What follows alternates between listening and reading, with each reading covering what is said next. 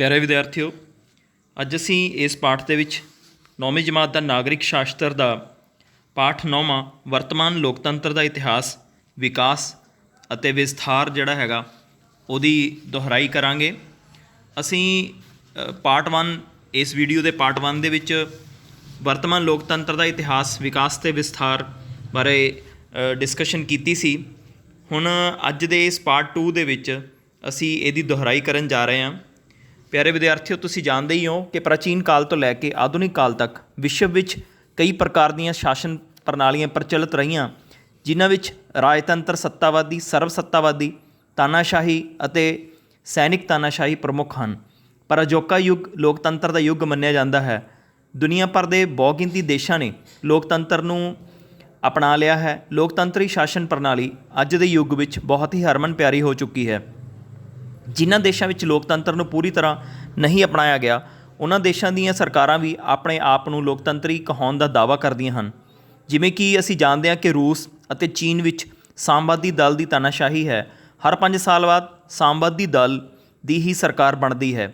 ਅਸੀਂ ਪਹਿਲਾਂ ਵੀ ਪੜ੍ਹਿਆ ਸੀਗਾ ਕਿ ਇਹਨਾਂ ਦੇਸ਼ਾਂ ਵਿੱਚ ਵਿਰੋਧੀ ਪਾਰਟੀ ਦੀ ਹੋਂਦ ਨੂੰ ਸਵੀਕਾਰ ਨਹੀਂ ਕੀਤਾ ਜਾਂਦਾ, ਫਿਰ ਵੀ ਇਹ ਦੇਸ਼ ਲੋਕਤੰਤਰੀ ਕਹਾਉਣ ਦਾ ਦਾਅਵਾ ਕਰਦੇ ਹਨ, ਜਦਕਿ ਵਿਰੋਧੀ ਦਲ ਦਾ ਹੋਣਾ ਲੋਕਤੰਤਰੀ ਸ਼ਾਸਨ ਪ੍ਰਣਾਲੀ ਦਾ ਮੁੱਖ ਲੱਛਣ ਹੈ। ਦੂਜੇ ਮਹਾਂਯੁੱਧ ਤੋਂ ਬਾਅਦ ਅਸੀਂ ਪੜ੍ਹਿਆ ਸੀਗਾ ਕਿ ਆਜ਼ਾਦ ਹੋਏ ਏਸ਼ੀਆ ਅਤੇ ਅਫਰੀਕਾ ਦੇ ਦੇਸ਼ਾਂ ਨੇ ਲੋਕਤੰਤਰੀ ਪ੍ਰਣਾਲੀ ਨੂੰ ਅਪਣਾਇਆ। ਅਮਰੀਕਨ ਲੋਕਤੰਤਰ ਨੂੰ ਹੋਰ ਸਾਰੀਆਂ ਸ਼ਾਸਨ ਪ੍ਰਣਾਲੀਆਂ ਜਿਵੇਂ ਕਿ ਕਮਿਊਨਿਜ਼ਮ, ਫਾਸ਼ੀਵਾਦ, ਸੱਤਾਵਾਦੀ ਅਤੇ ਤਾਨਾਸ਼ਾਹੀ ਤੋਂ ਉੱਤਮ ਮੰਨਦੇ ਹਨ। ਅਸੀਂ ਇਸ ਤੋਂ ਬਾਅਦ ਜਿਹੜਾ ਹੈਗਾ ਲੋਕਤੰਤਰ ਦਾ ਇਤਿਹਾਸ ਜਦੋਂ ਪੜ੍ਹ ਰਹੇ ਸੀ ਤਾਂ ਉਹਦੇ ਵਿੱਚ ਸਾਡੇ ਕੋਲ ਇੱਕ ਪੁਆਇੰਟ ਆਇਆ ਸੀਗਾ, ਯੂਨਾਨ ਅਤੇ ਰੋਮਨ ਦਾ ਪ੍ਰਾਚੀਨ ਕਾਲ। ਯੂਨਾਨ ਅਤੇ ਰੋਮਨ ਜਿਹੜੇ ਸੀਗੇ, ਇਹਨਾਂ ਦਾ ਪ੍ਰਾਚੀਨ ਕਾਲ ਕਿੱਦਾਂ ਦਾ ਸੀਗਾ। ਵਿਸ਼ਵ ਵਿੱਚ ਲੋਕਤੰਤਰ ਦਾ ਆਰੰਭ ਯੂਨਾਨ ਅਤੇ ਰੋਮਨ ਗਣਰਾਜਾਂ ਤੋਂ ਹੋਇਆ। ਪ੍ਰਾਚੀਨ ਯੂਨਾਨ ਦੇ ਨਗਰ ਰਾਜਾਂ ਵਿੱਚ ਸਿੱਧਾ ਅਤੇ ਪ੍ਰਤੱਖ ਲੋਕਤੰਤਰ ਪ੍ਰਚਲਿਤ ਸੀ। ਇਹਨਾਂ ਰਾਜਾਂ ਦੀ ਆਬਾਦੀ ਬਹੁਤ ਘੱਟ ਹੁੰਦੀ ਸੀ। ਅਸੀਂ ਪਹਿਲਾਂ ਵੀ ਪੜ੍ਹਿਆ ਸੀਗਾ ਕਿ ਰਾਜ ਦੇ ਨਾਗਰਿਕ ਸਿੱਧੇ ਤੌਰ 'ਤੇ ਪ੍ਰਸ਼ਾਸਨਿਕ ਨੀਤੀਗਤ ਫੈਸਲੇ ਲੈਂਦੇ ਸਨ। ਆਪਣੇ ਰਾਜ ਦੀਆਂ ਸਮੱਸਿਆਵਾਂ, ਆਰਥਿਕ ਅਤੇ ਰਾਜਨੀਤਿਕ ਸਮੱਸਿਆਵਾਂ ਦਾ ਹੱਲ ਕਰਨ ਲਈ ਹਰੇਕ ਨਾਗਰਿਕ ਕਾਨੂੰਨ ਬਣਾਉਣ, ਸਰਵਜਨਕ ਨੀਤੀਆਂ ਦਾ ਨਿਰਣਾ ਕਰਨ, ਰਾਜ ਦਾ ਵਾਰਸ਼ਿਕ ਬਜਟ ਪਾਸ ਕਰਨ ਵਿੱਚ ਸਿੱਧੇ ਤੌਰ 'ਤੇ ਭਾਗ ਲੈਂਦਾ ਸੀ, ਕਿਉਂਕਿ ਇਹਨਾਂ ਨਗਰ ਰਾਜਾਂ ਵਿੱਚ ਸਮਾਜ ਦਾ ਇੱਕ ਬਹੁਤ ਵੱਡਾ ਭਾਗ ਗੁਲਾਮਾਂ ਦਾ ਸੀ, ਜਿਨ੍ਹਾਂ ਨੂੰ ਪ੍ਰਸ਼ਾਸਨ ਦੇ ਕੰਮਾਂ ਵਿੱਚ ਭਾਗ ਨਹੀਂ ਲੈਣ ਦਿੱਤਾ ਜਾਂਦਾ ਸੀ। ਰੋਮਨ ਰਾਜਾਂ ਵਿੱਚ ਭਾਵੇਂ ਰਾਜਾ ਲੋਕਾਂ ਦੁਆਰਾ ਚੁਣਿਆ ਜਾਂਦਾ ਸੀ, ਪਰ ਰਾਜਾ ਪ੍ਰਸ਼ਾਸਨ ਆਪਣੀ ਇੱਛਾ ਅਨੁਸਾਰ ਚਲਾਉਂਦਾ ਸੀ। ਸਿਧਾਂਤਕ ਤੌਰ 'ਤੇ ਜੇ ਦੇਖੀਏ ਤਾਂ ਰਾਜੇ ਕੋਲ ਪ੍ਰਤੀਨਿਧਤਾ ਕਰਦੇ ਰਾਜਾ ਜਿਹੜਾ ਸੀਗਾ ਉਹ ਪ੍ਰਤੀਨਿਧਤਾ ਕਰਦਾ ਸੀ, ਪਰ ਅਸਲ ਰੂਪ ਵਿੱਚ ਰਾਜਾ ਆਪਣੀ ਇੱਛਾ ਅਨੁਸਾਰ ਹੀ ਪ੍ਰਸ਼ਾਸਨ ਚਲਾਉਂਦਾ ਸੀ। ਅਸੀਂ ਪਾਰਟ 1 ਦੇ ਵਿੱਚ ਪੜ੍ਹਿਆ ਸੀਗਾ ਕਿ ਭਾਰਤ ਜਿਹੜਾ ਹੈਗਾ, ਇਹਦੇ ਵਿੱਚ ਭਾਰਤ ਦੇ ਵਿੱਚ ਪ੍ਰਾਚੀਨ ਕਾਲ ਕਿੱਦਾਂ ਦਾ ਸੀਗਾ। ਤਾਂ ਭਾਰਤ ਵਿੱਚ ਪ੍ਰਾਚੀਨ ਕਾਲ ਵਿੱਚ ਭਾਰਤ ਦੇ ਕੁਝ ਰਾਜਾਂ ਵਿੱਚ ਸਵਰਾਜ ਦੇ ਸਿਧਾਂਤ ਨੂੰ ਅਪਣਾਇਆ ਗਿਆ ਸੀ। ਅਸੀਂ ਗੱਲ ਕੀਤੀ ਸੀ ਚੌਲ ਵੰਸ਼ ਦੀ। ਚੌਲ ਵੰਸ਼ ਦੇ ਰਾਜਕਾਲ ਵਿੱਚ ਹੇਠਲੇ ਪੱਧਰ 'ਤੇ ਲੋਕਤੰਤਰ ਦੀਆਂ ਉਦਾਹਰਨਾਂ ਮਿਲਦੀਆਂ ਹਨ। ਚੌਲ ਰਾਜਿਆਂ ਨੇ ਪ੍ਰਸ਼ਾਸਨ ਨੂੰ ਕੁਸ਼ਲਤਾਪੂਰਵਕ ਚਲਾਉਣ ਲਈ ਰਾਜ ਨੂੰ ਅੱਗੇ ਛੋਟੀਆਂ ਇਕਾਈਆਂ ਵਿੱਚ ਵੰਡਿਆ ਹੋਇਆ ਸੀ, ਜਿਵੇਂ ਕਿ ਮੰਡਲਮ, ਵਲਾਡੂ, ਨਾਇਡੂ ਅਤੇ ਉਰ। ਇਹ ਪ੍ਰਸ਼ਾਸਨਿਕ ਇਕਾਈਆਂ ਉੱਤਰ ਦੇ ਕਰਮ ਅਨੁਸਾਰ ਸਨ। ਚੌਲ ਵੰਸ਼ ਦੇ ਰਾਜਿਆਂ ਦੀ ਇਹ ਇੱਕ ਖਾਸ ਵਿਸ਼ੇਸ਼ਤਾ ਸੀ ਕਿ ਉਹਨਾਂ ਨੇ ਉਕਤ ਪ੍ਰਸ਼ਾਸਨਿਕ ਇਕਾਈਆਂ ਨੂੰ ਖੁਦ ਮੁਖਤਿਆਰੀ ਜਾਂ ਸਵੈ ਸ਼ਾਸਨ ਚਲਾਉਣ ਦੀਆਂ ਸ਼ਕਤੀਆਂ ਦਿੱਤੀਆਂ ਹੋਈਆਂ ਸਨ। ਚੌਲ ਰਾਜਿਆਂ ਦੇ ਸਮੇਂ ਸਥਾਨਕ ਪ੍ਰਬੰਧ ਚਲਾਉਣ ਲਈ ਕਮੇਟੀ ਸਿਸਟਮ ਲਾਗੂ ਕੀਤਾ ਗਿਆ, ਜਿਸ ਨੂੰ ਵਰਿਆਮ ਪ੍ਰਣਾਲੀ ਕਹਿੰਦੇ ਸਨ। ਵੱਖ-ਵੱਖ ਕੰਮਾਂ ਲਈ ਵੱਖ-ਵੱਖ ਕਮੇਟੀਆਂ ਬਣਾਈਆਂ ਜਾਂਦੀਆਂ ਸਨ, ਜਿਵੇਂ ਕਿ ਕਰ ਕਮੇਟੀ, ਸਫਾਈ ਦੇ ਪ੍ਰਬੰਧ ਲਈ ਕਮੇਟੀ, ਪਾਣੀ ਦੇ ਪ੍ਰਬੰਧ ਲਈ ਕਮੇਟੀ, ਨਿਆਂ ਦੇ ਕੰਮਾਂ ਲਈ ਕਮੇਟੀ। ਪ੍ਰਸ਼ਾਸਨ ਦੀ ਸਭ ਤੋਂ ਛੋਟੀ ਇਕਾਈ ਉਰ, ਜੋ ਕਿ ਅੱਜ ਦੇ ਪਿੰਡਾਂ ਦੀ ਤਰ੍ਹਾਂ ਹੀ ਸੀ, ਇਸ ਦਾ ਪ੍ਰਬੰਧ ਚਲਾਉਣ ਲਈ 30 ਮੈਂਬਰਾਂ ਦੀ ਕਮੇਟੀ 1 ਸਾਲ ਲਈ ਉਰ ਦੇ ਬਾਲਗਾਂ ਦੁਆਰਾ ਚੁਣੀ ਜਾਂਦੀ ਸੀ। ਉਰ ਨੂੰ 30 ਵਾਰਡਾਂ ਵਿੱਚ ਵੰਡਿਆ ਜਾਂਦਾ ਸੀ। ਹਰ ਵਾਰਡ ਵਿੱਚ ਇੱਕ ਮੈਂਬਰ ਚੁਣਿਆ ਜਾਂਦਾ ਸੀ। ਹਰ ਵਾਰਡ ਦੇ ਲੋਕ ਇੱਕ ਤੋਂ ਵੱਧ ਉਮੀਦਵਾਰਾਂ ਦੇ ਨਾਵਾਂ ਦੀ ਸਿਫਾਰਿਸ਼ ਕਰਦੇ ਸਨ। ਇਹਨਾਂ ਉਮੀਦਵਾਰਾਂ ਦੇ ਨਾਵਾਂ ਨੂੰ ਪਾਮ ਦੇ ਪੱਤਿਆਂ 'ਤੇ ਲਿਖ ਕੇ ਇੱਕ ਡੱਬੇ ਵਿੱਚ ਪਾ ਦਿੱਤਾ ਜਾਂਦਾ ਸੀ। ਅਸੀਂ ਡਿਸਕਸ ਪਹਿਲਾਂ ਵੀ ਕੀਤਾ ਸੀਗਾ। ਫਿਰ ਡੱਬੇ ਵਿੱਚੋਂ ਕੋਈ 30 ਪਾਮ ਦੇ ਪੱਤੇ ਵਾਰੀ-ਵਾਰੀ ਕਿਸੇ ਬੱਚੇ ਦੁਆਰਾ ਕਢਵਾਏ ਜਾਂਦੇ ਸਨ, ਜਿਨ੍ਹਾਂ ਦੇ ਨਾਂ ਬੱਚੇ ਦੁਆਰਾ ਡੱਬੇ ਵਿੱਚੋਂ ਬਾਹਰ ਕੱਢੇ ਜਾਂਦੇ ਸਨ, ਉਸ ਨੂੰ ਮੈਂਬਰ ਮੰਨ ਲਿਆ ਜਾਂਦਾ ਸੀ। ਇਸ ਚੋਣ ਢੰਗ ਨੂੰ ਕੁਦੂ ਬੁਲਾਏ ਕਿਹਾ ਜਾਂਦਾ ਸੀ। ਪਰ ਕੁੱਲ ਮਿਲਾ ਕੇ ਪ੍ਰਾਚੀਨ ਭਾਰਤ ਵਿੱਚ ਲੋਕਤੰਤਰ ਸਥਾਪਿਤ ਨਹੀਂ ਹੋ ਸਕਿਆ। ਪ੍ਰਸ਼ਾਸਨਿਕ ਕਮੇਟੀਆਂ ਪਿੰਡਾਂ ਦਾ ਪ੍ਰਬੰਧ ਚਲਾਉਣ ਲਈ ਫੈਸਲੇ ਆਮ ਤੌਰ 'ਤੇ ਦਰੱਖਤਾਂ ਜਾਂ ਮੰਦਰਾਂ ਦੇ ਵਿਹੜਿਆਂ ਵਿੱਚ ਬੈਠ ਕੇ ਲੈਂਦੀਆਂ ਸਨ। ਇਸ ਤੋਂ ਬਾਅਦ ਅਸੀਂ ਪੜ੍ਹਿਆ ਸੀਗਾ ਕਿ ਮੱਧਕਾਲ ਜਿਹੜਾ ਹੈਗਾ, ਮੱਧਕਾਲ ਦੇ ਵਿੱਚ ਯੂਰਪ ਵਿੱਚ 5ਵੀਂ ਸਦੀ ਤੋਂ 15ਵੀਂ ਸਦੀ ਤੱਕ ਦਾ ਜਿਹੜਾ ਫਾਸਲਾ ਹੈ ਇਹਨੂੰ ਮੱਧਕਾਲ ਦਾ ਯੁੱਗ ਮੰਨਿਆ ਜਾਂਦਾ ਹੈ। ਭਾਰਤ ਵਿੱਚ ਇਹ ਕਾਲ 7ਵੀਂ ਸਦੀ ਤੋਂ ਲੈ ਕੇ 18ਵੀਂ ਸਦੀ ਤੱਕ ਮੰਨਿਆ ਜਾਂਦਾ ਹੈ। ਇਹਦਾ ਮਤਲਬ ਹੈ ਕਿ ਮੱਧਕਾਲ ਭਾਰਤ ਵਿੱਚ 200 ਸਾਲ ਬਾਅਦ ਸ਼ੁਰੂ ਹੋਇਆ। ਇਸ ਕਾਲ ਨੂੰ ਸਮੰਤਵਾਦ ਦਾ ਕਾਲ ਵੀ ਕਿਹਾ ਜਾਂਦਾ ਹੈ। ਸਮੰਤਵਾਦ ਇੱਕ ਆਰਥਿਕ ਅਤੇ ਸਮਾਜਿਕ ਵਿਵਸਥਾ ਸੀ। ਰਾਜਾ ਸਮੰਤਾਂ ਨੂੰ ਭੂਮੀ ਵੰਡ ਦਿੰਦਾ ਸੀ। ਭੂਮੀ ਬਦਲੇ ਰਾਜਾ ਸਮੰਤਾਂ ਤੋਂ ਸੈਨਿਕ ਅਤੇ ਆਰਥਿਕ ਸਹਾਇਤਾ ਪ੍ਰਾਪਤ ਕਰਦਾ ਸੀ। ਸਮੰਤ ਅੱਗੇ ਕਾਸ਼ਤਕਾਰਾਂ ਨੂੰ ਭੂਮੀ ਵੰਡ ਦਿੰਦੇ ਸਨ। ਕਾਸ਼ਤਕਾਰਾਂ ਨੂੰ ਭੂਮੀ ਦੀ ਉਪਜ ਦਾ ਬਹੁਤ ਥੋੜ੍ਹਾ ਹਿੱਸਾ ਦਿੱਤਾ ਜਾਂਦਾ ਸੀ। ਸਮੰਤ ਅਤਿਆਚਾਰੀ ਹੁੰਦੇ ਸਨ, ਅਸੀਂ ਪਹਿਲਾਂ ਵੀ ਪੜ੍ਹਿਆ ਸੀਗਾ। ਇਸ ਯੁੱਗ ਨੂੰ ਹਨੇਰੇ ਦਾ ਯੁੱਗ ਵੀ ਕਿਹਾ ਜਾਂਦਾ ਹੈ। ਇਸ ਯੁੱਗ ਵਿੱਚ ਲੋਕਤੰਤਰ ਦੇ ਕੋਈ ਅੰਸ਼ ਨਹੀਂ ਮਿਲਦੇ, ਆਮ ਜਨਤਾ ਨੂੰ ਕੋਈ ਅਧਿਕਾਰ ਪ੍ਰਾਪਤ ਨਹੀਂ ਸੀ। ਇਸ ਯੁੱਗ ਦੇ ਅੰਤ ਵਿੱਚ ਪੁਨਰ ਜਾਗਰਤੀ ਦੀ ਲਹਿਰ ਸ਼ੁਰੂ ਹੋ ਚੁੱਕੀ ਸੀ, ਪਰ ਫਿਰ ਵੀ ਇਸ ਕਾਲ ਵਿੱਚ ਲੋਕਤੰਤਰ ਦਾ ਉਭਾਰ ਨਹੀਂ ਹੋ ਸਕਿਆ ਕਿਉਂਕਿ ਇਸ ਯੁੱਗ ਦੇ ਹਾਲਾਤ ਸਮੰਤਵਾਦ ਦੇ ਪੱਖ ਵਿੱਚ ਸਨ। ਅੱਗੇ ਅਸੀਂ ਗੱਲ ਕਰਾਂਗੇ ਆਧੁਨਿਕ ਕਾਲ ਦੀ। ਰਾਜਿਆਂ ਦੀਆਂ ਨਿਰੰਕੁਸ਼ ਅਤੇ ਦਮਨਕਾਰੀ ਨੀਤੀਆਂ ਵਿਰੁੱਧ ਯੂਰਪ ਵਿੱਚ ਵਿਰੋਧੀ ਪ੍ਰਕਿਰਿਆ ਸ਼ੁਰੂ ਹੋਈ। ਮੌਂਟੈਸਕੀਓ, ਵੋਲਟੇਅਰ ਅਤੇ ਰੂਸੋ ਵਰਗੇ ਵਿਦਵਾਨਾਂ ਨੇ ਨਵੇਂ ਵਿਚਾਰਾਂ ਨੇ ਰਾਜਿਆਂ ਦੀ ਜਨਤਾ ਉੱਤੇ ਪਕੜ ਨੂੰ ਕਮਜ਼ੋਰ ਕਰ ਦਿੱਤਾ। ਰਾਜਿਆਂ ਦੇ ਦੈਵੀ ਅਧਿਕਾਰਾਂ ਨੂੰ ਇੰਗਲੈਂਡ ਦੇ ਸੰਸਦ ਨੇ ਚੁਣੌਤੀ ਦੇ ਦਿੱਤੀ। ਰਾਜਤੰਤਰ ਨੂੰ ਸੰਵਿਧਾਨਿਕ ਬਣਾਉਣ ਦੇ ਉਦੇਸ਼ ਨਾਲ ਰਾਜੇ ਦੀਆਂ ਸ਼ਕਤੀਆਂ ਨੂੰ ਕਾਫੀ ਹੱਦ ਤੱਕ ਸੀਮਤ ਕਰ ਦਿੱਤਾ। ਅਖੀਰ ਵਿੱਚ ਸੰਸਦੀ ਲੋਕਤੰਤਰ ਦੀ ਜਿੱਤ ਹੋਈ। ਇੰਗਲੈਂਡ ਨੇ ਦੁਨੀਆ ਦੇ ਲੋਕਾਂ ਨੂੰ ਸੰਸਦੀ ਲੋਕਤੰਤਰ ਅਪਣਾਉਣ ਲਈ ਪ੍ਰੇਰਿਆ ਅਤੇ ਲੋਕਤੰਤਰੀ ਆਦਰਸ਼ਾਂ ਨੂੰ ਸਥਾਪਿਤ ਕੀਤਾ। ਅਸੀਂ ਜੇ ਲੋਕਤੰਤਰ ਬਾਰੇ ਗੱਲ ਕਰੀਏ ਤਾਂ ਪਹਿਲਾਂ ਪਿਛਲੇ ਪਾਰਟ 1 ਦੇ ਵਿੱਚ ਅਸੀਂ ਜਿਹੜਾ ਵੀਡੀਓ ਦਾ ਸੀਗਾ ਉਹਦੇ 'ਚ ਗੱਲ ਕੀਤੀ ਸੀ। ਲੋਕਤੰਤਰ ਵਿੱਚ ਸ਼ਾਸਨ ਕਰਨ ਦੀ ਅੰਤਿਮ ਸ਼ਕਤੀ ਲੋਕਾਂ ਦੇ ਚੁਣੇ ਹੋਏ ਨੇਤਾਵਾਂ ਕੋਲ ਹੁੰਦੀ ਹੈ। ਲੋਕਾਂ ਨੂੰ ਆਪਣੀ ਪਸੰਦ ਦੇ ਨੇਤਾ ਚੁਣਨ ਦੀ ਆਜ਼ਾਦੀ ਹੁੰਦੀ ਹੈ।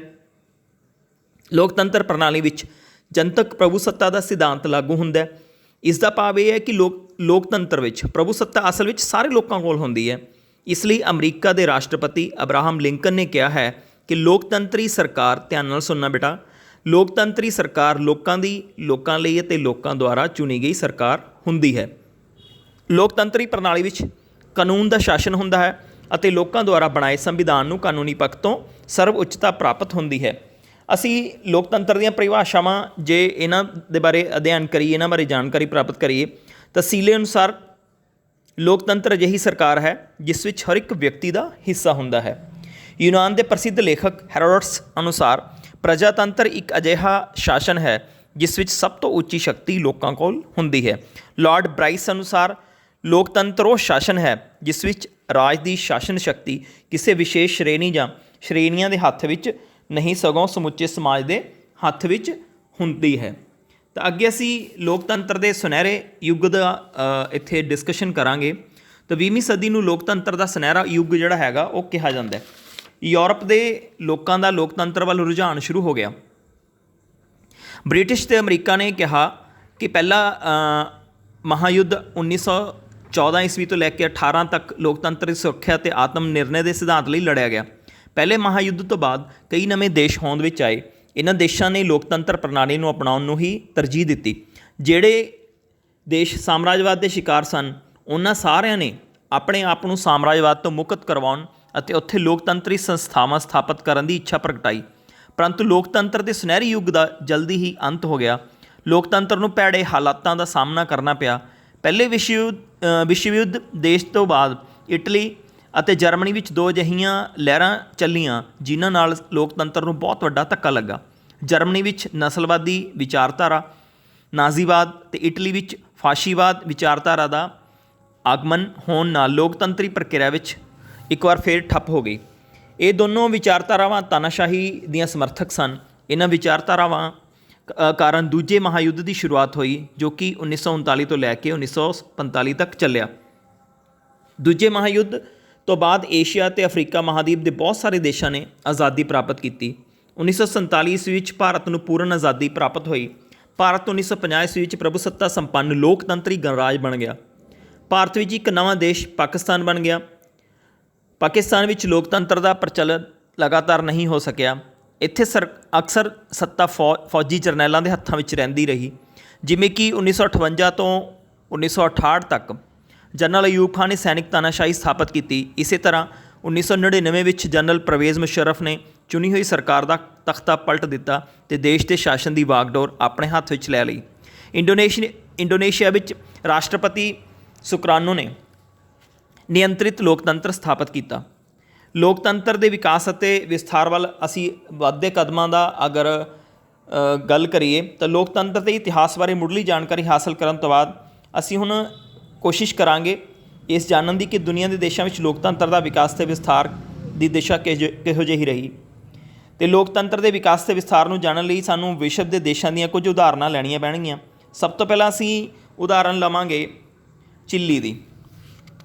तो लोकतंत्र के विकास लई विस्तार नूं जानने लई असी सब तो पहली उदाहरण लै रहे हैं विश्व के देश की चिली की, जो कि दक्षिणी अमरीका महाद्वीप का देश है। अलेंडे नां दे व्यक्ति ने चिली विच सोशलिस्ट नां की पार्टी की अगवाई की। इस पार्टी ने राष्ट्रपति चोणां विच जित हासिल हुई। अलेंडे 1970 ईस्वी विच चिली का राष्ट्रपति चुनिया गया। राष्ट्रपति चुने जाने तो बाद अलेंडे ने गरीबां ते किरतियां की भलाई लई कई अहम फैसले लए। उसने सिक्ख्या प्रणाली विच भी कई सुधार किए। बच्चों लिए मुफ्त दुੱਧ ते भूमिहीनां नूं जमीन की वंड की गई। उसने विदेशी कंपनियों का विरोध किया जो देश के कुदरती साधनों का शोषण कर रही सन। जगीरदारां अमीरां ते चर्च ने उसदियां नीतियां का विरोध किया। चिली विच कुछ होर पार्टियां ने भी अलेंडे की सरकार का विरोध किया। इस तो बाद की होया कि 11 सितंबर 1973 ईस्वी में सैनिक साजिश द्वारा अलेंडे नूं गद्दी छड्डण लई मजबूर कर दिता गया। अलेंडे ने अस्तीफा देने तो मना कर दिता। सेना ने राष्ट्रपति भवन नूं घेर लिया और हमला कर दिता। इस सैनिक हमले में अलेंडे की मौत हो गई। सत्ता मिलिटरी कमांडर पिनोश के हत्थों में आ गई। पिनोश ने लगभग 17 साल तक अपने बने सैनिक तानाशाह वजों राज किया। इस काल दौरान लोकतंत्र की समर्थकों ने उन्होंने फौजी अफसरों को मौत के घाट उतार दिता जिन्हों ने सैनिक साजिश में भाग लैन तो मना कर दिता सी। इन्हां विच चिली हवाई सेना का कमांडर जनरल एल्बर्टो बैचलर भी सन।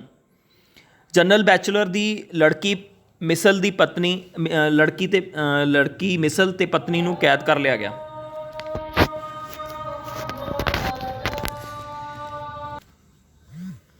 तो पिनोश की सैनिक तानाशाही का जोड़ा सीगा 1988 में अंत हो गया जो उसने जनमत संग्रह करवाने का निश्चय किया।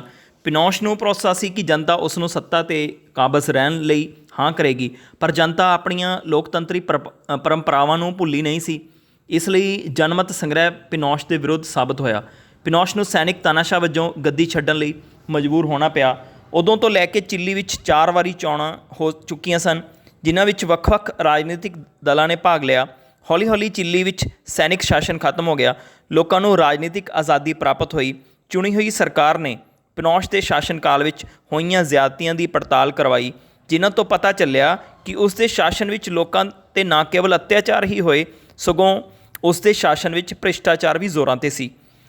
जिवें कि असीं पहलां डिस्कस किया कि हवाई सेना के कमांडर एल्बर्टो बैचलर की पुत्री मिसल ते उसकी पत्नी नूं सैनिक तानाशाही स्थापित होने तो बाद जेल में सुट दिता गया सी ते उन्हां नूं तसीहे भी दिते गए सन। यही लड़की मिसल बैचलर जनवरी 2006 विच चिली की राष्ट्रपति चुनी गई।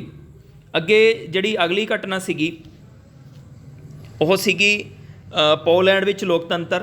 पोलैंड की जदों असीं गल करते हैं तो यह 1980 विच पोलैंड विच पोलिश यूनाइटेड वर्कर्स पार्टी की सरकार सी।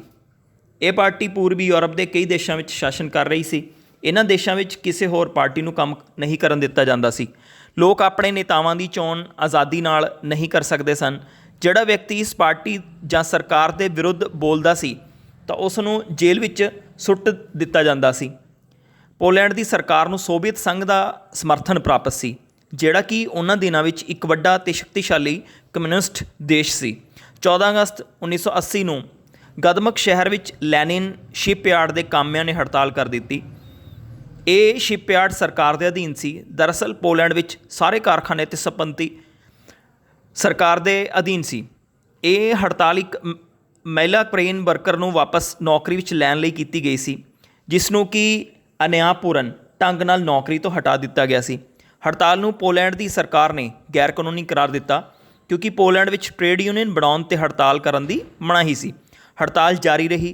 कुछ देर बाद लोक वलेसा जिहड़ा कि ਸ਼ਿਪਯਾਰਡ ਵਿੱਚ ਇਲੈਕਟ੍ਰੀਸ਼ੀਅਨ ਸੀ, ਹੜਤਾਲ ਵਿੱਚ ਸ਼ਾਮਲ ਹੋ ਗਿਆ। ਲੋਕ ਕੁਲੇਸਾ ਨੂੰ 1976 ਈਸਵੀ ਵਿੱਚ ਵੱਧ ਤਨਖਾਹ ਮੰਗਣ 'ਤੇ ਨੌਕਰੀ ਵਿੱਚੋਂ ਕੱਢ ਦਿੱਤਾ ਗਿਆ ਸੀ। ਜਲਦੀ ਹੀ ਲੇਕ ਵਲੇਸਾ ਇੱਕ ਨੇਤਾ ਦੇ ਤੌਰ 'ਤੇ ਉੱਭਰ ਕੇ ਸਾਹਮਣੇ ਆਇਆ। ਉਸ ਦੇ ਯਤਨਾਂ ਸਦਕਾ ਹੜਤਾਲ ਵਿੱਚ ਵੱਡੇ ਪੱਧਰ 'ਤੇ ਇਹ ਹੜਤਾਲ ਫੈਲ ਗਈ। ਹੜਤਾਲੀਆਂ ਨੇ ਆਜ਼ਾਦ ਟ੍ਰੇਡ ਸੰਘ ਬਣਾਉਣ ਦੀ ਮੰਗ ਕੀਤੀ। ਹੜਤਾਲੀਆਂ ਨੇ ਰਾਜਨੀਤਿਕ ਕੈਦੀਆਂ ਨੂੰ ਰਿਹਾ ਕਰਨ ਅਤੇ ਪ੍ਰੈਸ ਉੱਤੇ ਸੈਂਸਰਸ਼ਿਪ ਹਟਾਉਣ ਦੀ ਵੀ ਮੰਗ ਕੀਤੀ। ਆਖਰਕਾਰ ਸਰਕਾਰ ਨੂੰ ਝੁਕਣਾ ਪਿਆ। ਕਾਮਿਆਂ ਨੇ ਵਾਲੇਸਾ ਦੀ ਜਿਹੜਾ ਲੇਕ ਵਲੇਸਾ ਸੀਗਾ, ਵਲੇਸਾ ਦੀ ਅਗਵਾਈ ਹੇਠ ਸਰਕਾਰ ਨਾਲ 21 ਸੂਤਰੀ ਸਮਝੌਤਾ ਕੀਤਾ ਅਤੇ ਹੜਤਾਲ ਖਤਮ ਹੋ ਗਈ। ਹੜਤਾਲ ਤੋਂ ਬਾਅਦ ਸਰਕਾਰ ਨੇ ਆਜ਼ਾਦ ਟ੍ਰੇਡ ਸੰਘ ਬਣਾਉਣ 'ਤੇ ਕਾਮਿਆਂ ਦੁਆਰਾ ਹੜਤਾਲ ਕਰਨ ਦੇ ਅਧਿਕਾਰ ਨੂੰ ਮੰਨ ਲਿਆ। ਇਸ ਸਮਝੌਤੇ ਤੋਂ ਬਾਅਦ ਇੱਕ ਨਵੀਂ ਟ੍ਰੇਡ ਯੂਨੀਅਨ ਦੀ ਸਥਾਪਨਾ ਕੀਤੀ ਗਈ, ਜਿਸ ਦਾ ਨਾਂ ਸੋਲੀਡੈਰਿਟੀ ਰੱਖਿਆ ਗਿਆ। ਸਾਲ ਭਰ ਵਿੱਚ ਸੋਲੀਡੈਰਿਟੀ ਸੰਘ ਸਾਰੇ ਪੋਲੈਂਡ ਵਿੱਚ ਪ੍ਰਸਿੱਧ ਹੋ ਗਿਆ। ਇਸ ਦੇ ਲਗਭਗ 1 ਕਰੋੜ ਮੈਂਬਰ ਬਣ ਗਏ। ਸਰਕਾਰ ਵਿੱਚ ਵੱਡੇ ਪੱਧਰ 'ਤੇ ਭ੍ਰਿਸ਼ਟਾਚਾਰ ਹੋਣ ਕਾਰਨ ਹਾਲਾਤ ਵਿਗੜਦੇ ਗਏ। ਜਨਰਲ ਜੈਰੂਜ਼ੇਲਸਕੀ ਦੀ ਅਗਵਾਈ ਹੇਠ ਚੱਲ ਰਹੀ ਸਰਕਾਰ ਨੇ ਦੇਸ਼ ਵਿੱਚ 1981 ਵਿੱਚ ਸੈਨਿਕ ਸ਼ਾਸਨ ਲਾਗੂ ਕਰ ਦਿੱਤਾ। ਸੋਲੀਡੈਰਿਟੀ ਸੰਘ ਦੇ ਹਜ਼ਾਰਾਂ ਕਾਮਿਆਂ ਨੂੰ ਜੇਲ੍ਹ ਵਿੱਚ ਸੁੱਟ ਦਿੱਤਾ ਗਿਆ। ਰੋਸ ਪ੍ਰਗਟ ਕਰਨ ਅਤੇ ਰਾਏ ਪ੍ਰਗਟਾਉਣ ਦੀ ਆਜ਼ਾਦੀ ਨੂੰ ਇੱਕ ਵਾਰ ਫੇਰ ਖੋਹ ਲਿਆ ਗਿਆ। ਸੋਲੀਡੈਰਿਟੀ ਸੰਘ ਜਿਹੜਾ ਸੀਗਾ, ਇਸ ਦੀ ਅਗਵਾਈ ਹੇਠ ਇੱਕ ਵਾਰ ਫੇਰ ਹੜਤਾਲ ਸ਼ੁਰੂ ਹੋਈ। ਇਸ ਸਮੇਂ ਪੋਲਿਸ਼ ਸਰਕਾਰ ਕਮਜ਼ੋਰ ਹੋ ਚੁੱਕੀ ਸੀ। ਉਸ ਨੂੰ ਸੋਵੀਅਤ ਸੰਘ ਦੁਆਰਾ ਸਮਰਥਨ ਨਹੀਂ ਸੀ। ਦੇਸ਼ ਦੀ ਆਰਥਿਕਤਾ ਪਤਨ ਵੱਲ ਜਾ ਰਹੀ ਸੀ। ਵਲੇਸਾ ਅਤੇ ਸਰਕਾਰ ਵਿੱਚ ਗੱਲਬਾਤ ਹੋਈ ਅਤੇ ਇੱਕ ਨਵਾਂ ਸਮਝੌਤਾ ਹੋ ਗਿਆ ਅਤੇ ਇਸ ਸਮਝੌਤੇ ਦੇ ਵਿੱਚ ਸੁਤੰਤਰ ਚੋਣ ਕਰਵਾਉਣ ਦਾ ਫੈਸਲਾ ਲਿਆ ਗਿਆ। ਸੋਲੀਡੈਰਿਟੀ ਸੰਘ ਨੇ ਸੈਨੇਟ ਦੀਆਂ 100 ਸੀਟਾਂ 'ਤੇ ਚੋਣ ਲੜੀ ਅਤੇ ਉਸਨੇ 99 ਸੀਟਾਂ 'ਤੇ ਜਿੱਤ ਹਾਸਲ ਹੋਈ। 1990 ਵਿੱਚ ਪਹਿਲੀ ਵਾਰ ਪੋਲੈਂਡ ਵਿੱਚ ਰਾਸ਼ਟਰਪਤੀ ਦੀ ਪਦਵੀ ਲਈ ਚੋਣਾਂ ਹੋਈਆਂ, ਜਿਸ ਵਿੱਚ ਇੱਕ ਤੋਂ ਜ਼ਿਆਦਾ ਪਾਰਟੀਆਂ ਨੇ ਭਾਗ ਲਿਆ ਅਤੇ ਵਲੇਸਾ ਪੋਲੈਂਡ ਦਾ ਰਾਸ਼ਟਰਪਤੀ ਚੁਣਿਆ ਗਿਆ। ਅਸੀਂ ਇਹ ਸਾਰੀਆਂ ਜਿੰਨੇ ਵੀ ਦੇਸ਼ਾਂ ਦੀਆਂ ਅਸਲੀ ਕਹਾਣੀਆਂ ਪੜ੍ਹੀਆਂ ਹਨ। ਚਿਲੀ ਵਿੱਚ ਅਲੈਂਡੋ ਦੁਆਰਾ ਲੋਕਤੰਤਰੀ ਸਰਕਾਰ ਚਲਾਈ ਗਈ। ਪਿਨੋਸ਼ ਦਾ ਤਾਨਾਸ਼ਾਹੀ ਤੋਂ ਬਾਅਦ ਲੋਕਤੰਤਰ ਇੱਕ ਵਾਰ ਫੇਰ ਬਹਾਲ ਹੋਇਆ। ਮਿਸਲ ਬੈਚਲਰ ਜਿਹੜੀ ਸੀਗੀ, ਉਹ ਦੇਸ਼ ਦੀ ਰਾਸ਼ਟਰਪਤੀ ਚੁਣੀ ਗਈ। ਪੋਲੈਂਡ ਵਿੱਚ ਅਣਲੋਕਤੰਤਰੀ ਸਰਕਾਰ ਤੋਂ ਬਾਅਦ ਲੋਕਤੰਤਰ ਦੀ ਸਥਾਪਨਾ ਹੋਈ। ਇਹਨਾਂ ਜਿਹੜੀਆਂ 2 ਉਦਾਹਰਨਾਂ ਅਸੀਂ ਉੱਪਰ ਪੜ੍ਹੀਆਂ, ਅਤੇ ਇਹਨਾਂ ਤੋਂ ਪਤਾ ਚੱਲਦਾ ਕਿ ਦੁਨੀਆ ਵਿੱਚ ਲੋਕਤੰਤਰ ਦਾ ਵਿਕਾਸ ਇੱਕ ਸਿੱਧੀ ਰੇਖਾ ਵਿੱਚ ਨਹੀਂ ਹੋਇਆ। ਲੋਕਤੰਤਰ ਦੇ ਵਿਕਾਸ ਵਿੱਚ ਕਈ ਵਾਰੀ ਖੜੌਤ ਆਉਂਦੀ ਰਹੀ। ਇਸ ਤੋਂ ਬਾਅਦ ਫਿਰ ਲੋਕਤੰਤਰ ਬਹਾਲ ਹੋ ਗਿਆ। ਅਸੀਂ ਹੁਣ ਅੱਗੇ ਜਾ ਕੇ ਪਿਛਲੇ ਜਿਹੜਾ 200 ਸਾਲ ਦੌਰਾਨ ਦੁਨੀਆ ਵਿੱਚ ਹੋਏ ਲੋਕਤੰਤਰ ਦੇ ਵਿਕਾਸ ਬਾਰੇ ਜਾਣਕਾਰੀ ਜਿਹੜੀ ਹੈਗੀ ਹੈ, ਉਹ ਅਸੀਂ ਪਿਛਲੇ ਪਾਰਟ ਵਿੱਚ ਲਈ ਸੀ। ਪਾਠ ਦੇ ਸ਼ੁਰੂ ਦੇ ਵਿੱਚ ਵੀ ਸ਼ਾਨਦਾਰ ਕ੍ਰਾਂਤੀ ਦਾ ਜ਼ਿਕਰ ਕੀਤਾ ਹੈ, ਪਰ ਇਸ ਕ੍ਰਾਂਤੀ ਤੋਂ ਬਾਅਦ ਫਰਾਂਸ ਵਿੱਚ ਲਗਾਤਾਰ ਲੋਕਤੰਤਰ ਸਥਾਪਿਤ ਨਹੀਂ ਹੋ ਸਕਿਆ। 19ਵੀਂ ਸਦੀ ਦੌਰਾਨ ਫਰਾਂਸ ਵਿੱਚ ਕਈ ਵਾਰੀ ਤਾਨਾਸ਼ਾਹ ਸ਼ਾਸਨ ਕਾਇਮ ਹੋਇਆ ਅਤੇ ਫਿਰ ਲੋਕਤੰਤਰ ਦੀ ਬਹਾਲੀ ਹੋਈ। ਪਰ ਇੱਕ ਗੱਲ ਵਰਣਨਯੋਗ ਹੈ ਕਿ ਫਰਾਂਸ ਦੀ ਕ੍ਰਾਂਤੀ ਨੇ ਯੂਰਪ ਦੇ ਕਈ ਦੇਸ਼ਾਂ ਵਿੱਚ ਲੋਕਤੰਤਰੀ ਲਹਿਰ ਨੂੰ ਜਨਮ ਦਿੱਤਾ। ਬ੍ਰਿਟੇਨ ਵਿੱਚ ਲੋਕਤੰਤਰ ਦੀ ਸ਼ੁਰੂਆਤ ਫਰਾਂਸ ਦੀ ਕ੍ਰਾਂਤੀ ਤੋਂ ਪਹਿਲਾਂ ਹੋ ਚੁੱਕੀ ਸੀ। ਇਸ ਤੋਂ ਬਾਅਦ 18ਵੀਂ ਅਤੇ 19ਵੀਂ ਸਦੀ ਵਿੱਚ ਵਾਪਰੀਆਂ ਰਾਜਨੀਤਿਕ ਘਟਨਾਵਾਂ ਨੇ ਰਾਜਤੰਤਰ ਅਤੇ ਸਾਮੰਤਵਾਦ ਦੀਆਂ ਸ਼ਕਤੀਆਂ ਨੂੰ ਕਾਫੀ ਹੱਦ ਤੱਕ ਘੱਟ ਕਰ ਦਿੱਤਾ। ਉੱਤਰੀ ਅਮਰੀਕਾ ਵਿੱਚ ਸਥਾਪਿਤ ਬ੍ਰਿਟੇਨ ਕਲੋਨੀਆਂ ਦੇ ਸੰਘਰਸ਼ ਤੋਂ ਬਾਅਦ 1776 ਈਸਵੀ ਵਿੱਚ ਆਜ਼ਾਦੀ ਮਿਲ ਗਈ। ਅਗਲੇ ਕੁਝ ਸਾਲਾਂ ਵਿੱਚ ਇਹਨਾਂ ਕਲੋਨੀਆਂ ਨੇ ਇਕੱਠੇ ਹੋ ਕੇ ਸੰਯੁਕਤ ਰਾਜ ਅਮਰੀਕਾ ਦੀ ਸਥਾਪਨਾ ਕੀਤੀ। ਅਮਰੀਕਾ ਨੇ 1787 ਈਸਵੀ ਵਿੱਚ ਲੋਕਤੰਤਰੀ ਸੰਵਿਧਾਨ ਨੂੰ ਗ੍ਰਹਿਣ ਕੀਤਾ, ਪਰ ਵੋਟਾਂ ਦਾ ਅਧਿਕਾਰ ਕੁਝ ਲੋਕਾਂ ਤੱਕ ਹੀ ਸੀਮਤ ਰੱਖਿਆ ਗਿਆ ਸੀ। ਅਸੀਂ ਪਾਰਟ ਜਿਹੜਾ ਪਹਿਲਾਂ ਸੀ ਉਹਦੇ ਵਿੱਚ ਵੀ ਡਿਸਕਸ ਕੀਤਾ ਸੀਗਾ ਕਿ 19ਵੀਂ ਸਦੀ ਵਿੱਚ ਲੋਕਤੰਤਰ ਲਈ ਸੰਘਰਸ਼ 3 ਮੁੱਖ ਗੱਲਾਂ 'ਤੇ ਕੇਂਦਰਿਤ ਰਿਹਾ, ਜਿਵੇਂ ਰਾਜਨੀਤਿਕ ਸਮਾਨਤਾ, ਆਜ਼ਾਦੀ ਅਤੇ ਨਿਆਂ। ਇਹਨਾਂ ਅੰਦੋਲਨਾਂ ਵਿੱਚ ਸਾਰੇ ਬਾਲਗ ਨਾਗਰਿਕਾਂ ਨੇ ਵੋਟ ਦੇ ਅਧਿਕਾਰ ਦੀ ਮੰਗ ਕੀਤੀ। ਯੂਰਪ ਦੇ ਬਹੁਤ ਸਾਰੇ ਲੋਕ ਜਿਹੜੇ ਲੋਕਤੰਤਰੀ ਸ਼ਾਸਨ ਪ੍ਰਣਾਲੀ ਅਪਣਾ ਰਹੇ ਸਨ, ਉਸ ਅਨੁਸਾਰ ਸ਼ੁਰੂ ਵਿੱਚ ਸਾਰੇ ਨਾਗਰਿਕਾਂ ਨੂੰ ਵੋਟ ਦਾ ਅਧਿਕਾਰ ਨਹੀਂ ਸੀਗਾ। ਕੁਝ ਦੇਸ਼ਾਂ ਵਿੱਚ ਵੋਟ ਦਾ ਅਧਿਕਾਰ ਕੇਵਲ ਉਹਨਾਂ ਲੋਕਾਂ ਨੂੰ ਦਿੱਤਾ ਗਿਆ ਸੀ ਜਿਨ੍ਹਾਂ ਕੋਲ ਸੰਪਤੀ ਸੀ। ਅਕਸਰ ਔਰਤਾਂ ਨੂੰ ਵੀ ਇਹ ਅਧਿਕਾਰ ਪ੍ਰਾਪਤ ਨਹੀਂ ਸੀ। 1965 ਤੱਕ ਸੰਯੁਕਤ ਰਾਜ ਅਮਰੀਕਾ ਵਿੱਚ ਕਾਲੇ ਲੋਕਾਂ ਨੂੰ ਵੋਟ ਦਾ ਅਧਿਕਾਰ ਪ੍ਰਾਪਤ ਨਹੀਂ ਸੀ।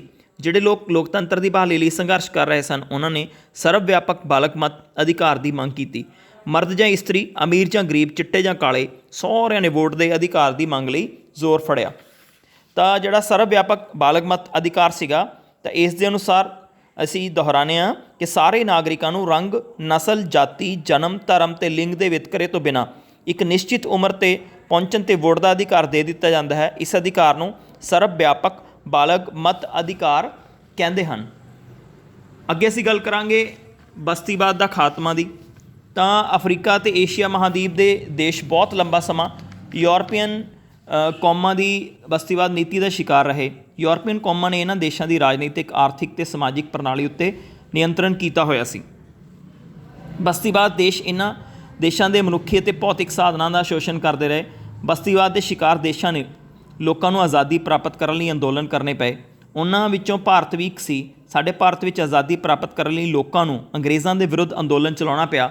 ਦੂਜਾ ਮਹਾਂਯੁੱਧ ਜੋ ਕਿ 1945 ਵਿੱਚ ਖਤਮ ਹੋ ਗਿਆ ਸੀ, ਇਸ ਤੋਂ ਬਾਅਦ ਏਸ਼ੀਆ ਅਤੇ ਅਫਰੀਕਾ ਦੇ ਬਹੁਤ ਸਾਰੇ ਦੇਸ਼ ਯੂਰਪੀਅਨ ਕੌਮਾਂ ਤੋਂ ਆਜ਼ਾਦ ਹੋ ਗਏ।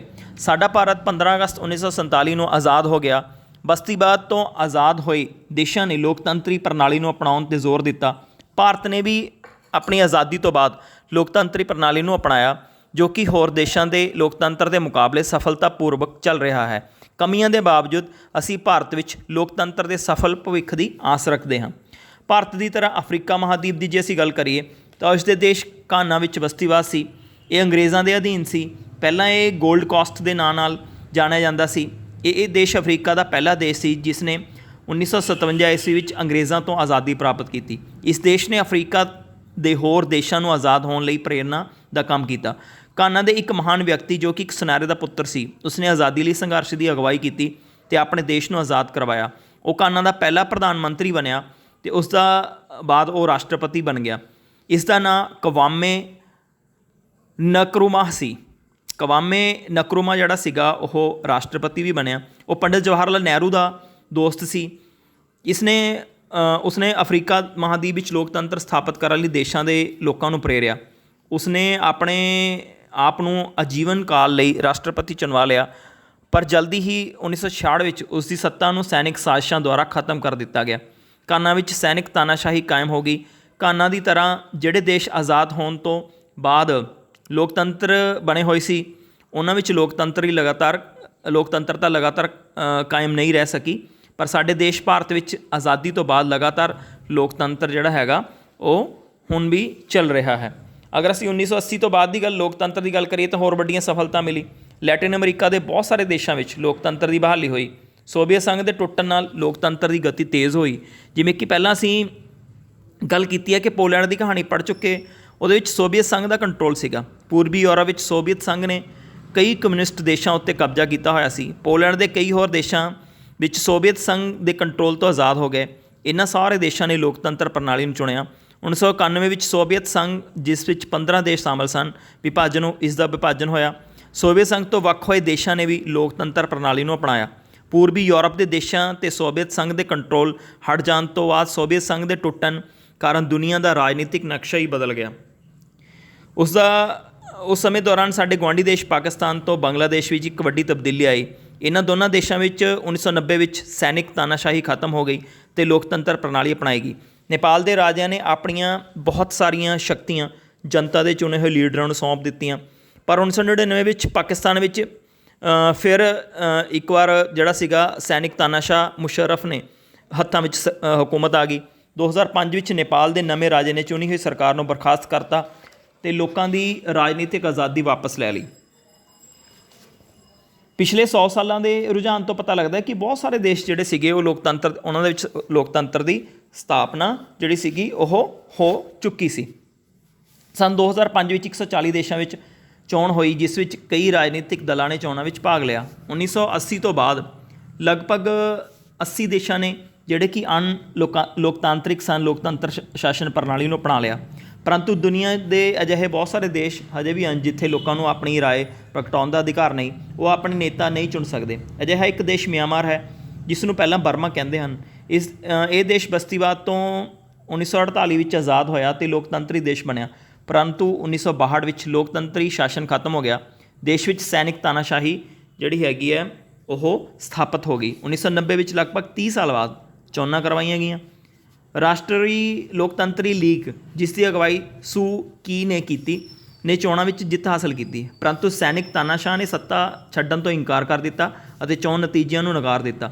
ਲੋਕਤੰਤਰ ਦੇ ਸਮਰਥਕਾਂ ਅਤੇ ਸੂ ਕੀ ਨੂੰ ਬੰਦੀ ਬਣਾ ਲਿਆ ਗਿਆ। ਬੰਦੀ ਬਣਾਉਣ ਦੇ ਬਾਵਜੂਦ ਵੀ ਸੂ ਕੀ ਜਿਹੜਾ ਸੀਗਾ ਉਸਨੇ ਲੋਕਤੰਤਰ ਲਈ ਸੰਘਰਸ਼ ਜਾਰੀ ਰੱਖਿਆ। ਇਸ ਸੰਘਰਸ਼ ਨੂੰ ਅੰਤਰਰਾਸ਼ਟਰੀ ਪੱਧਰ 'ਤੇ ਮਾਨਤਾ ਵੀ ਮਿਲੀ। ਸੂ ਕੀ ਜਿਹੜਾ ਸੀਗਾ ਮਿਆਂਮਾਰ ਦਾ, ਉਸਨੂੰ ਸ਼ਾਂਤੀ ਲਈ ਨੋਬਲ ਪੁਰਸਕਾਰ ਵੀ ਮਿਲਿਆ। ਅਜਿਹੇ ਅਜੇ ਤੱਕ ਵੀ ਲੋਕ ਮਿਆਂਮਾਰ ਵਿੱਚ ਲੋਕਤੰਤਰ ਦੀ ਸਥਾਪਨਾ ਲਈ ਜਿਹੜਾ ਹੈਗਾ ਉਹ ਸੰਘਰਸ਼ ਉਹਨਾਂ ਦਾ ਜਾਰੀ ਹੈ। ਅੱਗੇ ਅਸੀਂ ਗੱਲ ਕਰਾਂਗੇ, ਅਸੀਂ ਦੁਹਰਾਈ ਕਰਾਂਗੇ ਅੰਤਰਰਾਸ਼ਟਰੀ ਪੱਧਰ 'ਤੇ ਲੋਕਤੰਤਰ ਦੀ ਸਥਾਪਨਾ। ਅੰਤਰਰਾਸ਼ਟਰੀ ਪੱਧਰ ਦੀ ਅਗਰ ਅਸੀਂ ਗੱਲ ਕਰੀਏ ਤਾਂ ਇਸ ਗੱਲ ਦੀ ਚਰਚਾ ਕਰਾਂਗੇ ਕਿ ਅੰਤਰਰਾਸ਼ਟਰੀ ਪੱਧਰ 'ਤੇ ਕੋਈ ਜਿਹੜੇ ਹੈਗਾ ਲੋਕਤੰਤਰੀ ਸਰਕਾਰ ਕੰਮ ਕਰ ਰਹੀ ਹੈ ਜਾਂ ਨਹੀਂ। ਕਿ ਅਜਿਹੀ ਸਰਕਾਰ ਦਾ ਸਾਰੀ ਦੁਨੀਆ ਦੇ ਦੇਸ਼ ਕਹਿਣਾ ਮੰਨਦੇ ਨੇ। ਦੁਨੀਆ ਦੇ ਕੁਝ ਅਜਿਹੇ ਸਥਾਨ ਹਨ ਜਿਨ੍ਹਾਂ ਉੱਤੇ ਕਿਸੇ ਵੀ ਦੇਸ਼ ਦਾ ਅਧਿਕਾਰ ਨਹੀਂ। ਅਜਿਹੀਆਂ ਥਾਵਾਂ ਦੇ ਪ੍ਰਬੰਧ ਲਈ ਕਿਹੜੀ ਸਰਕਾਰ ਕਾਨੂੰਨ ਬਣਾਉਂਦੀ ਹੈ? ਕੀ ਅਜਿਹੀ ਸਰਕਾਰ ਦੀ ਕਾਰਜਸ਼ੀਲਤਾ ਜਿਹੜੀ ਹੈਗੀ ਲੋਕਤੰਤਰੀ ਹੈ? ਤਾਂ ਇਹ ਅਸੀਂ ਗੱਲਾਂ ਇੱਥੇ ਡਿਸਕਸ ਕਰਾਂਗੇ।